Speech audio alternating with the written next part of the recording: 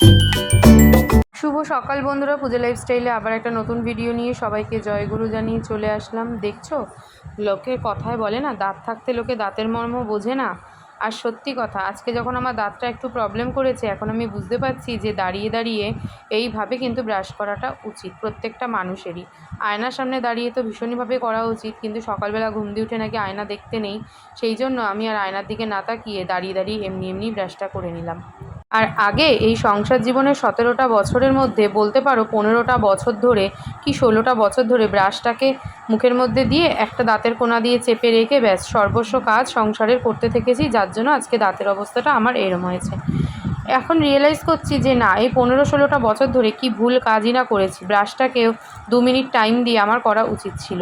আমরা প্রত্যেকটা হাউসওয়াইফই এই ভুলটাই করে থাকি, সংসারের পিছনে সময় দিতে গিয়ে নিজেদেরকেই গুছাতে কিন্তু ভুলে যাই। কিন্তু না, আমাদের প্রত্যেকেরই উচিত নিজেদেরকে ঠিকঠাক করে নিজেদের গুছিয়ে রাখা, কারণ আমাদের যদি কিছু হয় তাহলে কিন্তু কষ্টটা আমাদের সাথে সাথে আমাদের বাড়ির লোককেও ভোগ করতে হয়। শুধু যে আমরা ভোগ করছি তা কিন্তু নয়। কি বলো বন্ধুরা? কমেন্ট বক্সে অবশ্যই জানিও যদি ভুল কিছু বলে থাকি। ব্রাশ করে ঘর মুছে জামাকাপড়গুলো ভিজিয়ে টুকটাক করে সমস্ত কাজই সেরে নিচ্ছি। আজকে রয়েছে শুক্রবার, মনার রয়েছে পড়া। মনাকে নিয়ে গণেশ তো বেরোবে এক্ষুনি পড়ানোর জন্য, আর আমি ঝটপট করে কটা রুটি করে নিলাম। কাল তো মনে স্কুল যেতে পারিনি, আজকে কিন্তু ওকে স্কুল যেতেই হবে যেন তেন প্রকারণে, অবশ্যই যদি গাড়ি দেয়। আর যদি গাড়ি না দেয় তাহলে কিন্তু আজকে ও যেতে পারবে না, আর বাড়িতে সারাদিন আমাকে বকবকম শুনতে হবে সেই পায়রার মতো। ওদিকে মনাকে নিয়ে গণেশ তো বেরিয়ে গেছে, আর আমি এখন রান্না বসিয়ে দিয়েছি। সবার আগে ভেন্ডি আর দুটো বেগুন ছিল, ছোট ছোট যে ইলিশ মাছের বেগুনগুলো হয়, ঘরে থেকে থেকে শুকিয়ে যাচ্ছিলো বলে ভেন্ডির সাথে একসাথে দিয়ে বেগুন দিয়ে ভেন্ডি দিয়ে ভাজা করে নিলাম। আর আজকে তো নিরামিষ এই ভাজা দিয়ে ডালের পাশে কিন্তু খেতে খারাপ লাগে না, বেশ ভালোই লাগে। ভাজাটা এদিকে বসিয়ে চলো জামা কাপড় কটাকে আগে কেচে ধুয়ে মেলে দিয়ে আসি। আর বেলা 8টা বেজে গেলেই কিন্তু ড্রাইভারকে সবার আগে ফোন করতে হবে, বুঝলে। আজকে ডাল করবো হলো আম দিয়ে। কাঁচা আম দিয়ে ডাল খেতে ভালো লাগে বটে, তবে এখন যেন আমড়ার ডালটাই বেশি ভালো লাগে। এখন আর কাঁচা আমের ডালে কোনো স্বাদ নেই। কিন্তু আমার বরকে কে বোঝায়, উনি বাজারে যেটা দেখবেন ওনার ভালো লাগবে উনি নিয়ে চলে আসবে, সে ভালো লাগুক চাই না লাগুক।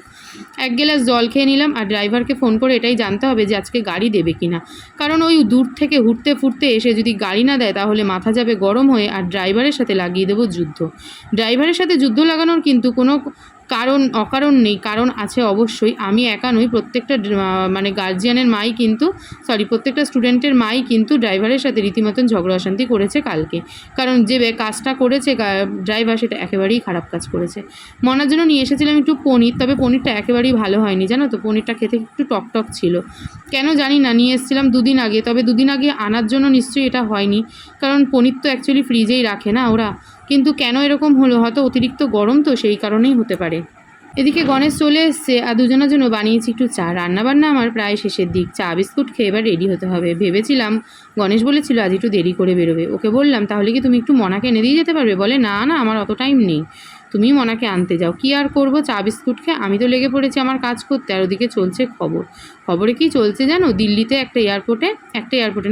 দিল্লিতে এয়ারপোর্টে ছাদ ভেঙে পড়েছে, আর তাতে কত গাড়ি চাপা পড়েছে, আর গাড়ির মধ্যে একটা ড্রাইভারও ছিল।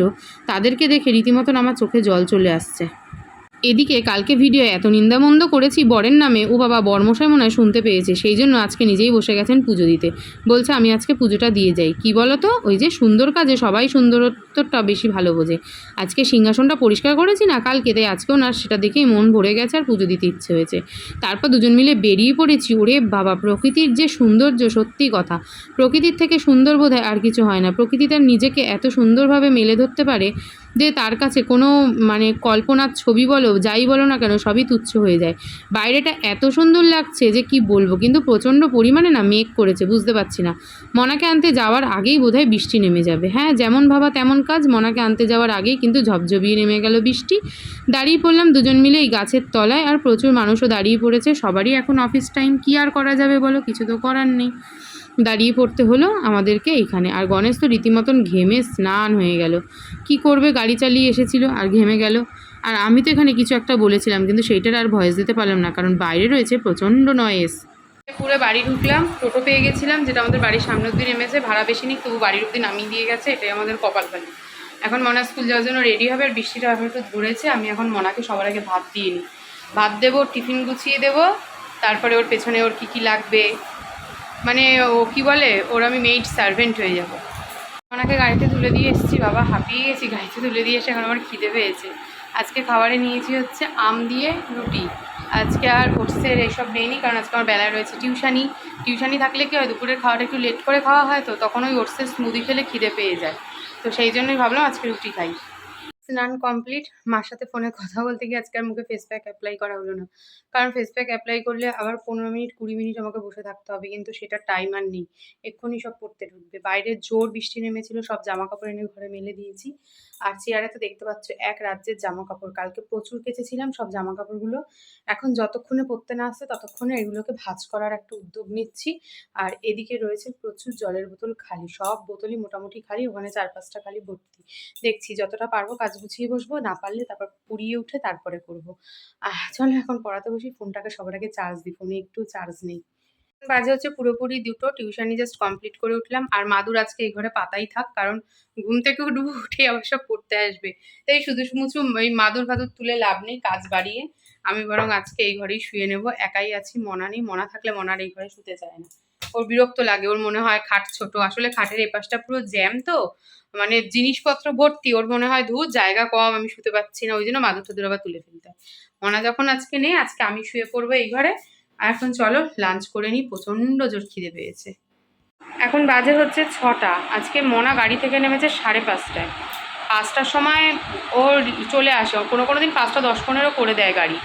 গাড়ির ব্যাপার, জ্যামের ব্যাপার। আজকে 5:20 হয়ে যাওয়ার পর যেই ড্রাইভারকে ফোন করেছি, ড্রাইভারের কি গরম নিয়ে কথা, বলে জানি না, রাখেন তো, দেরি হবে।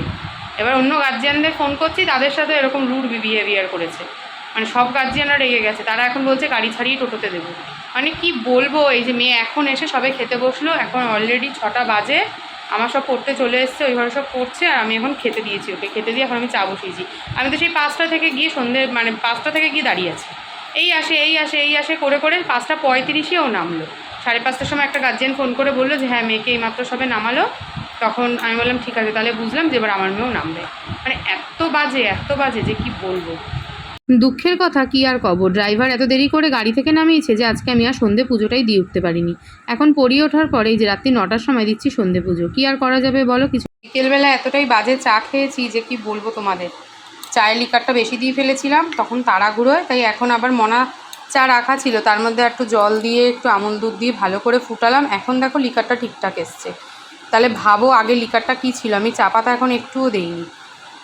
একে তো ছিল ভীষণই মাথা গরম, তার মধ্যে মনাকে খেতে দিচ্ছি, ওদিকে পড়তে চলে এসছে। মনা আসার আগেই সব পড়তে ঢুকে যাচ্ছে, কারণ 5:30 তো বেজে গেছে।